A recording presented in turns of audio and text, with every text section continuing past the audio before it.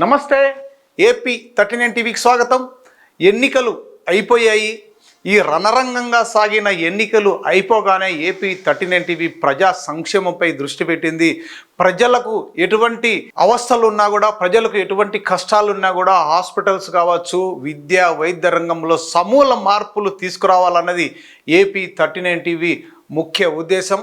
అటు దిశగా పయనం వేస్తోంది అని చెప్పడానికి సంతోషిస్తున్నాం. ఈ ఎన్నికలు అయిపోగానే ఇటువంటి కార్యక్రమాలు చేస్తామని ఆల్రెడీ ప్రకటించాం.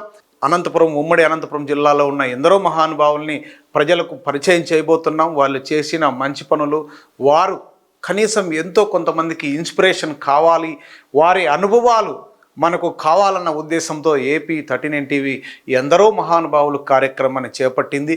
ఈరోజు నుంచి కూడా ఆ కార్యక్రమాలు చేయబోతున్నాం. అలాగే డాక్టర్స్ సలహాలు, ఎందుకంటే చాలామందికి వివిధ రకాల జబ్బులు ఇండికేషన్ ముందుగానే లక్షణాలు ఉన్నప్పటికి కూడా కనిపెట్టలేకపోతున్నాం. అలాంటివి ముందుగా ఎలా గుర్తించాలి, ఏ జబ్బుకు ఎలాంటి లక్షణాలు ఉంటాయని ముందుగానే కనిపెట్టడానికి డాక్టర్ గారి సలహాలతో ప్రతిరోజు వారానికి ఒకసారి ఒక్కొక్క డాక్టర్తో, ఒకరోజు న్యూరాలజీ, ఒకరోజు కార్డియాలజీ, ఒకరోజు నెఫ్రాలజీ, ఇలా వివిధ రకాల కళ్ళకు సంబంధించిన డాక్టర్లు, చెవులకు సంబంధించిన చిన్నపిల్లల డాక్టర్లు, ఇలా అన్ని డాక్టర్లతోనూ మనం ఇంటర్వ్యూస్ చేయబోతున్నాం. అది కూడా లైవ్ డిబేట్లో.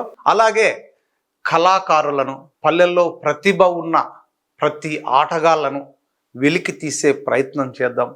అలాగే చదువులో ముందున్న వాళ్ళకి ఎడ్యుకేషన్లో ఎటువంటి మార్పులు రావాలి, ఎటువంటి కోర్సులు చేయాలి, సాఫ్ట్వేర్ కంపెనీలు ఏవైతే బాగుంటాయి, ఏమేమి కోర్సులు నేర్చుకుంటే బాగుంటుందని ఇలాంటి కార్యక్రమాలపై దృష్టి పెట్టబోతున్నాం. రాజకీయాలు ఒక సంవత్సరం రోజులు పక్కన పెడతాం. ఎందుకంటే ఏ ప్రభుత్వం వచ్చినా కూడా వారికి కనీసం టైం కావాలి. కనీసం ఒక సంవత్సరం మనం టైం ఇవ్వగలిగితే వారు ప్రభుత్వాన్ని ఎలా నడపగలుగుతున్నారు, ప్రజలకు సంక్షేమ పథకాలు కావచ్చు, అభివృద్ధి పథంలో నడిపిస్తున్నారా, అభివృద్ధి ఏ విధంగా సాగుతుంది, సంక్షేమము అభివృద్ధి అనేది రెండు కళ్ళ లాంటిది. రెండు కూడా సమానంగా జరిగినప్పుడే రాష్ట్రం అభివృద్ధి చెందుతుందనేది మనందరికీ తెలుసు.